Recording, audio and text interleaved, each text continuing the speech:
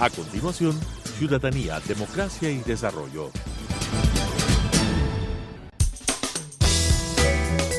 Clasificación B, bajo supervisión de un adulto.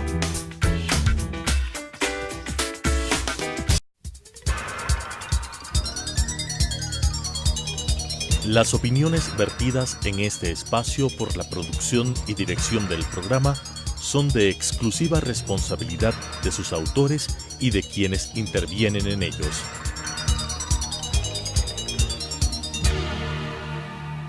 Telesucesos Canal 29 UHF y la Unión Nacional de Periodistas presentan Ciudadanía, Democracia y Desarrollo, un espacio para explorar la acción ciudadana en relación a las políticas públicas y su impacto en la calidad de vida de los ecuatorianos, con la conducción de la doctora Guadalupe Fierro.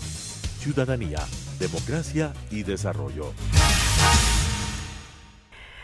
Hola amigos de Telesucesos y de la Unión Nacional de Periodistas. Estamos aquí el día de hoy para tratar un tema que es de actualidad y además que es un tema medular para la existencia del Ecuador como una nación libre, soberana y democrática. Es el tema de seguridad nacional que ha inquietado a todo el país. El día de hoy nos acompaña una invitada de lujo, la doctora María Fernanda Novoa. Ella es una persona que ha trabajado por más de 20 años en el área de la investigación de la comunicación y por más de 15 años en el área de la formación militar. Ha trabajado con varios grupos operativos de las Fuerzas Armadas en temas de instrucción de análisis estratégico, análisis comunicacional, análisis del discurso, todo ello frente al tema de la construcción de escenarios para orientar políticas públicas sobre seguridad nacional. Pero ahora María Fernanda tiene una adicional tarea que cumplir. Ha sido recientemente electa decana de estudios prospectivos en el Instituto de Altos Estudios Nacionales, que es precisamente la universidad de los funcionarios del Estado, la universidad en la cual se forman quienes están a cargo de estas tareas extraordinarias. Pues ahora vamos a tratar con María Fernanda estos temas tan medulares pero quisiera empezar por algo. ¿Cómo una mujer tan inteligente como tú se orientó por el tema de la defensa? ¿Qué es lo que la impulsó a un camino en donde muchos hombres desertan? Sí, claro. Primero quiero agradecerte infinitamente el privilegio de ser entrevistada y tener esta conversación contigo. Así fuera de cámaras decíamos que realmente hay un cariño y además del cariño, el respeto académico y profesional. Gracias. Que yo también lo quiero dejar sentado. Bueno, la pregunta es la pregunta del millón. Realmente yo nunca tuve la orientación de trabajar en los temas de seguridad ni en los temas militares, pero por esas cuestiones de coyuntura yo entré a trabajar en comunicación, en la dirección de movilización. Y de ahí parece que el camino se me fue abriendo. Comencé a dar clases, a ser analista, a ser asesora de algunos mandos militares en los temas de análisis de discurso, que era, digamos, la parte en la que yo venía formada en el área de la comunicación y en semiótica. Y luego, poco a poco fui penetrando en ese mundo que a veces es muy mal entendido, un mundo duro, un mundo fuerte, pero también un mundo en el que hay que rescatar cosas muy valiosas como son el mundo de la disciplina, el mundo de la lealtad y el mundo del comprometimiento con la misión. Y bueno, claro, hay una dosis enorme de valor en lo que tú has seleccionado, porque María Fernanda siempre unió a esa capacidad intelectual una altísima decisión y valor y coraje que siempre admiramos en ti desde estudiantes. Yo quisiera preguntarte, María Fernanda, actualmente el país está viviendo una suerte de transición en la que aparecen nuevos actores nacionales e internacionales. Así es. Vemos que a los 34 años el vicepresidente de los Estados Unidos hace una escala en nuestro país, una escala no pequeña, porque son 2 días, que en el lenguaje diplomático es bastante, no es una escala protocolar, es una escala de trabajo. Y además de ello, nosotros hemos visto que en estos mismos días la Cancillería ha cambiado su papel ¿no? Frente a temas medulares de América Latina como el de Nicaragua, frente a Colombia mismo hay una nueva postura cuando el presidente Moreno decidió dar por terminado el hospedaje que nosotros dábamos al Ejército de Liberación Nacional, una de las guerrillas colombianas. Esto internacionalmente crea un nuevo escenario, ¿no? Hay nuevos actores. Internamente también aparecen nuevos actores. Por supuesto. ¿Y cómo se configura esto a nivel de escenarios? Bueno, yo diría que prácticamente hay que partir del hecho de que América Latina está en este momento viviendo, y especialmente la región sudamericana, lo que podemos considerar un punto de inflexión.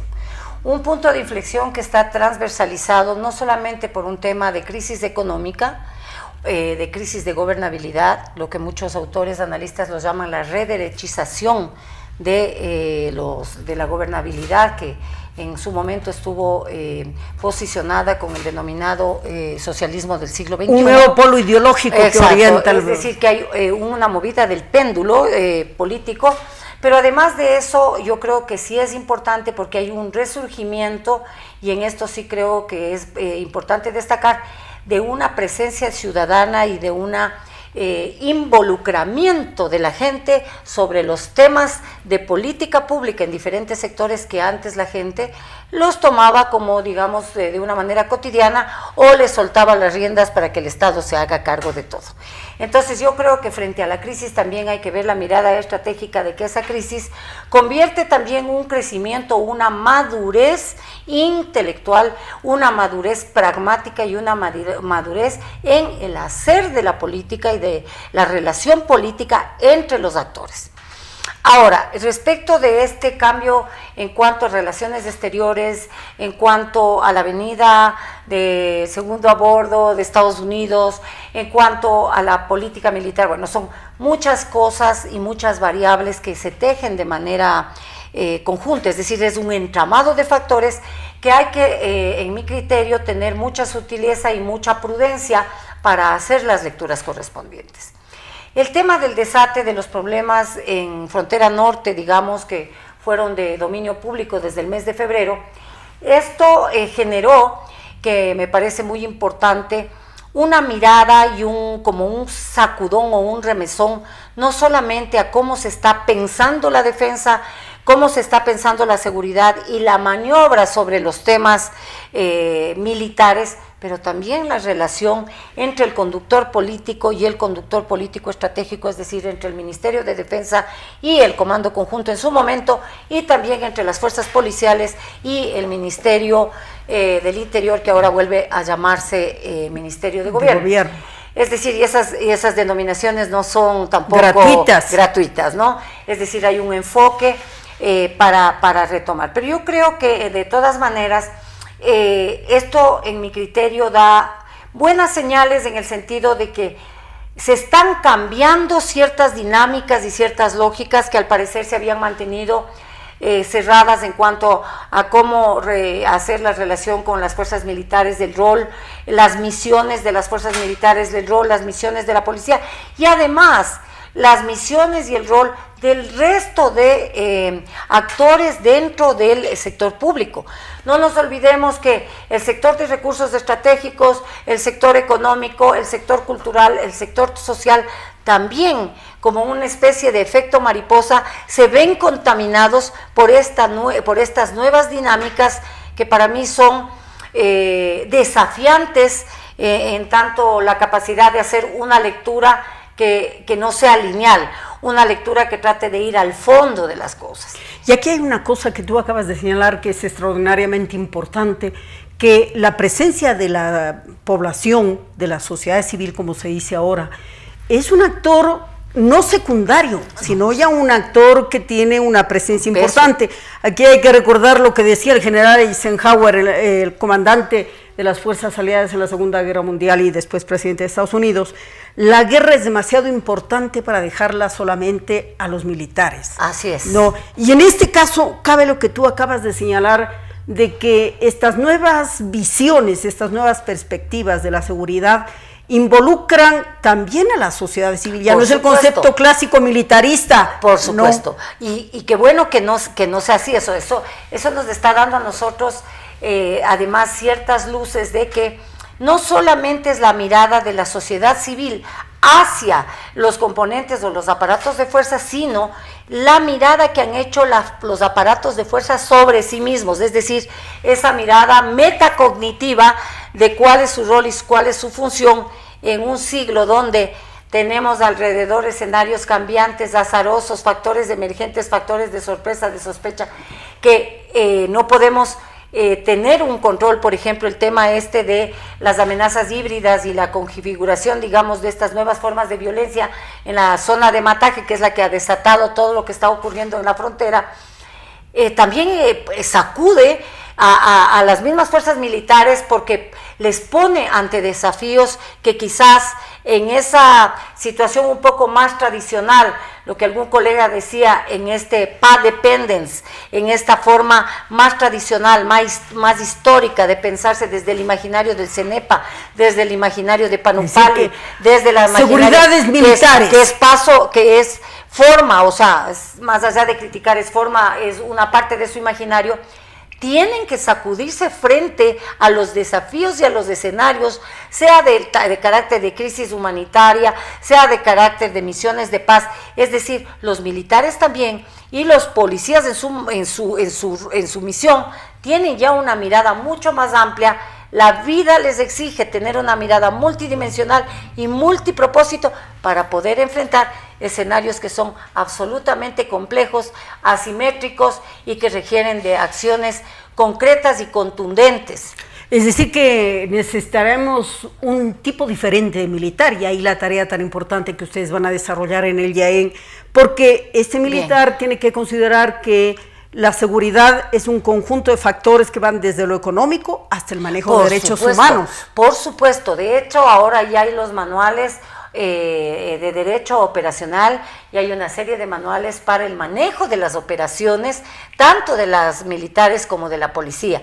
Ahora, referido al Instituto de Altos Estudios Nacionales, yo creo que no es un imaginario pensar o una utopía suponer que lo que pasó atrás sirve como una hoja de ruta o una hoja de tendencia de pensar qué es lo que ha ocurrido, hacer un balance estratégico, una cartografía de los riesgos, de las amenazas, de los actores, de los tipos de relacionamiento entre unos actores y otros, para saber qué rumbo es el más adecuado que debe ahora seguirse, tomando en cuenta una recuperación de la razón de ser del IAEN, que es formar, es capacitar, es también intuir de los valores no solamente de responsabilidad política, sino de responsabilidad ética de los servidores públicos en las diferentes fases de planeación, de orientación y de asesoramiento de las políticas públicas, y esto es a nivel multisectorial. Tan importante lo que tú acabas de señalar, porque es una concepción diferente, integral de lo que es la seguridad, ¿no? En donde a los ciudadanos también debería cabernos un papel. Por supuesto. ¿No? Y yo lo que he visto es de que frente a lo que tú señalabas, lo de Mataje, los mayores sorprendidos fuimos los ciudadanos que carecíamos de una información adecuada del tema, no sabíamos qué rol nos va a tocar cumplir en el futuro, qué haremos en la sociedad ecuatoriana. Entonces, esto es importante porque al ciudadano es en el último que se piensa para cuando hay que diseñar una política pública, y somos los actores que deberíamos estar involucrados. Pero esto también yo no diría que veamos de una manera maniquea, porque es el mismo problema con una suerte discursiva de victimización. Es decir, los ciudadanos no sabemos, los ciudadanos hemos hecho eso, pero también hay que pensar qué hemos hecho los ciudadanos para involucrarnos realmente, como decimos nosotros, de mujeres peleadoras, de mujeres de ñeque, de mujeres que nos hemos metido en los espacios más duros. ¿Qué hemos hecho para ese reconocimiento? Y no un reconocimiento como coyuntura política, ni reconocimiento de posicionamiento de renombre, sino reconocimiento de servicio al país, que es lo que ahora el país... No hay un ciudadano pasivo, debe ser un ciudadano activo, que se empodere, que busque por sí mismo respuestas también, ¿no? Y ahora, aquí hay una cosa importante que señalar. Las políticas de seguridad estaban contenidas en el libro blanco. Así es. No sabemos si es que el libro blanco todavía está operativo, o ha tenido alguna actualización, porque el mundo ha cambiado en esta última década, pero impresionantemente. Así es. ¿No? Nosotros vemos un papel tan diferente de Rusia, un papel tan diferente de China, ¿no? Un papel tan diferente de muchos actores que pasaron de un protagonismo a una actitud secundaria y a la inversa, ¿no? Así es. Entonces, frente a esto y frente a la nueva realidad que vive el Ecuador, ¿el libro blanco está actualizado? Bueno, yo diría que por un lado hay una relación sistémica de vinculación entre lo doméstico, lo internacional y lo global. Es decir, yo diría que no podemos separar esos espacios porque todo lo que ocurre en el ámbito global de una u otra manera va penetrando en las diferentes regiones y tiene comportamientos locales, es lo que nosotros llamamos todas estas dinámicas intermésticas. Hablando de amenazas a la seguridad, por ejemplo, amenazas como la delincuencia transnacional organizada o el crimen organizado, tiene comportamientos particularizados en la frontera, por ejemplo, nuestra con Colombia, pero en cada fase de la frontera tiene su propio comportamiento y su propia particularidad. ¿Qué pasa con los libros blancos? Los libros blancos, a raíz de posguerra fría y específicamente tras el ataque del 11 de septiembre, parece que hay una efervescencia en América Latina también por generar una suerte de orientación, una suerte de líneas maestras de cómo hacer la conducción, no solamente del ámbito militar dentro de la defensa, sino del presupuesto de la defensa, de la sociología militar, del ethos militar, igual en el caso de la policía. Es como una carta de navegación que permite saber cuáles son los escenarios regionales, cuáles son los escenarios vecinales y eventualmente cuáles serían esos escenarios globales en los que las fuerzas militares y las fuerzas policiales tendrían que enfrentarse. No obstante, eso tiene una mirada, a pesar de que en la época que se hizo el libro blanco, la actualización, que es en el 2006, que lo dirigió directamente el señor general Osvaldo Jarrín, que ahora ostenta nuevamente el cargo de ministro de la Defensa, pero después de eso ha habido mucha tela que se ha cortado hasta ahora, el 2018, que es el mismo general Jarrín el que vuelve a tomar, digamos, la conducción de las orientaciones maestras de la defensa. Pero sobre esto no es que estas agendas rectoras, como fue la agenda de la época del ministro Javier Ponce, del ministro Carvajal, de la ministra Espinosa, han sido, digamos, cosas que se las puede echar a la basura. Es decir, hay elementos que es importante recuperar y retomar. Y yo insisto que uno de esos elementos es la preocupación y la sensibilización de los actores civiles frente a estas problemáticas de las cuales se habían desentendido, y por eso en la época de la doctrina de seguridad nacional, básicamente los militares hicieron el rol de tener lo que se llama una autonomía funcional para dirigir quién es la amenaza, quién es el sujeto amenazante, cuál es el objeto referente a la seguridad. Ahora estamos en otro momento donde entender los temas de seguridad ya no pasa solamente por entender por el uso de las armas o la visión militarizada de las reuniones. Doy un ejemplo, la amenaza de la flota china, que no va directamente al aspecto militar, sino al aspecto económico y aspecto económico y ambiental, y entonces tenemos, esto es lo que se llama las nuevas amenazas o las nuevas amenazas multisistémicas, donde las respuestas no son las armas, pues las respuestas son la gestión entre los gobiernos, la gestión diplomática, la gestión de los acuerdos, del respeto de los acuerdos entre países.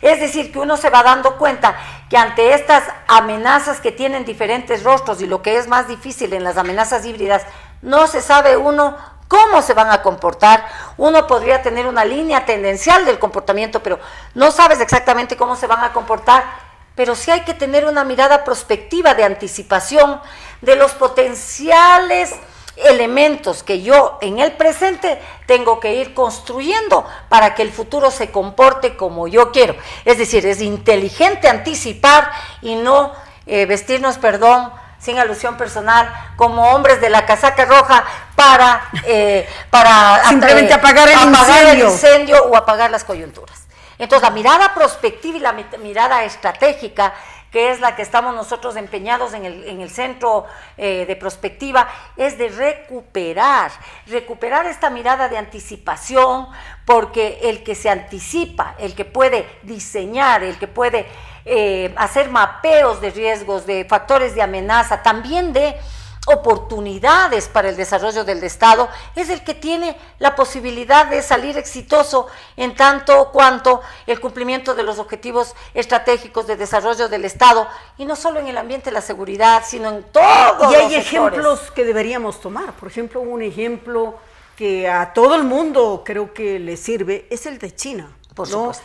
China, en un momento de su desarrollo, tras la muerte de Mao y la asunción de Deng Xiaoping, cambió de orientación y en vez de hacer la difusión de su modelo a través de una programación ideológica, financiando incluso movimientos afines en varios lugares de América y de los continentes del tercer mundo, como se denominaba antes, lo que ha hecho es más bien una política agresiva de corte comercial, que le da un éxito, pero ya a eso se le suma también una política que en la terminología de NAI sería la política del soft power, es decir, no entrar con la línea dura de ataque, digamos, entrar a una competitividad fuerte económica, pero además de eso, entrar por debajo con los institutos Confucios, entrar por debajo con los artes marciales, entrar por debajo un poco, hacer una orientación un poco más ideológica, yo diría hasta mítica,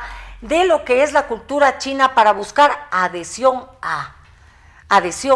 Entonces, si nosotros vemos este ejemplo que tú me pones, pensando en el Ecuador, en el nuevo Ecuador que nosotros necesitamos, y que más allá de toda esa sensación de trauma, de dolor, de maltrato que nos puede quedar a algunos, ¿no?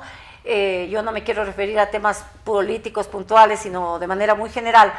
Yo creo que siempre hay la esperanza, y habemos gentes, y yo creo que hay un montón de personas del grupo de colegas periodistas, del grupo de colegas que están trabajando en los temas de seguridad, del grupo de colegas académicos, que sí tenemos el convencimiento de que hay que pelear por los principios, y pelear por los principios significa, en un tiempo donde la corrupción al parecer se ha institucionalizado, implica ser un poco la oveja negra de la película, pero no importa, porque los principios son los que perduran, y a la larga el camino de la luz es el que va a disipar las tinieblas, y yo creo que estamos comenzando de una u otra manera a tener un poco de luz. Yo diría que el movimiento de la conducción estatal ahora, por lo menos tenemos ya ganado el espacio de la tranquilidad, porque hablaba algún momento, y me permito nominar aquí a un gran amigo, el doctor Jaime Costales, que me decía que el trauma, ese trauma de miedo, el trauma de la amenaza, el trauma de vivir coaccionados, de vivir en una permanente incertidumbre, es un trauma que a uno no le deja producir, no le deja avanzar. Claro. Entonces, yo creo que habiendo logrado tranquilidad, ya tenemos una primera fase de inclusive pensar y repensar las cosas que se han dado, pero sin esa visión maniqueísta de que todo fue malo o que todo fue bueno, sino tener la capacidad de ver los puntos intermedios, incluso hasta para analizar, los matices, reflexionar, por supuesto, ¿no? Los matices, ¿no? Lo que tú acabas de señalar es importante, porque en los estados ocurre como en las personas. Una persona que tiene un impacto emocional fuerte, por supuesto, muy posiblemente puede tener la posibilidad de derrumbarse definitivamente, o de encontrar un factor resiliente que le permita salir.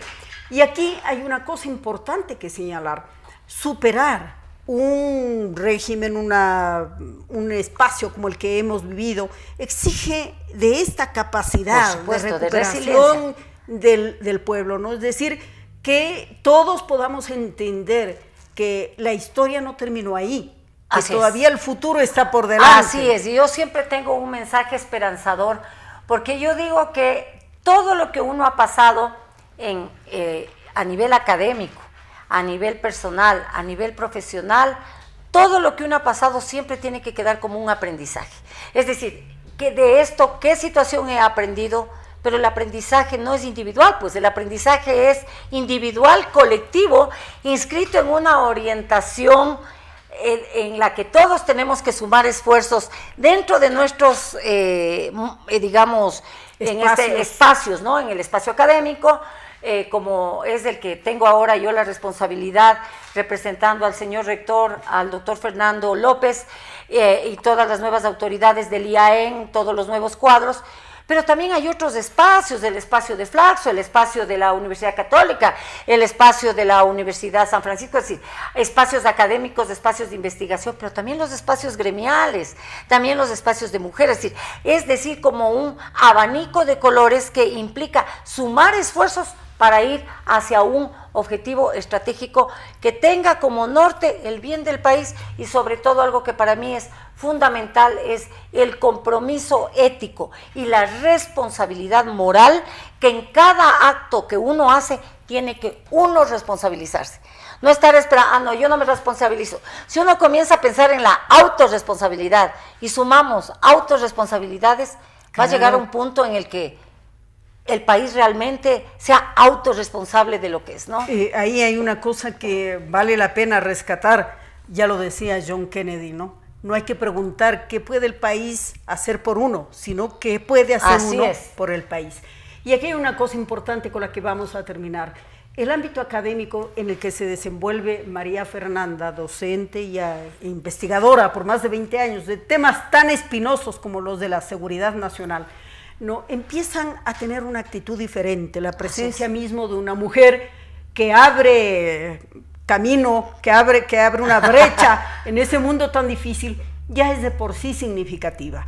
Y más significativa todavía lo que nos acaba de decir María Fernanda, que es importante que estas contribuciones que desde la academia se hacen sirvan para fijar un norte, un rumbo, al cual toda la sociedad ecuatoriana debamos apuntar. Estamos, para decir en una figura náutica, en el mismo barco todos. Así es. Y el naufragio nos afectará por igual. De manera que es hora de remar, todos ojalá en el mismo sentido. Así es. ¿No? Vamos hacia adelante. Muchísimas gracias a todos ustedes. Me comprometo a traerle nuevamente a María Fernanda. Gracias, Lupita. Para puntualizar algunos temas que se quedan en el tintero, porque esto de la seguridad nacional e internacional es un mundo muy, pero muy interesante. Muchísimas gracias. Las opiniones vertidas en este espacio por la producción y dirección del programa son de exclusiva responsabilidad de sus autores y de quienes intervienen en ellos.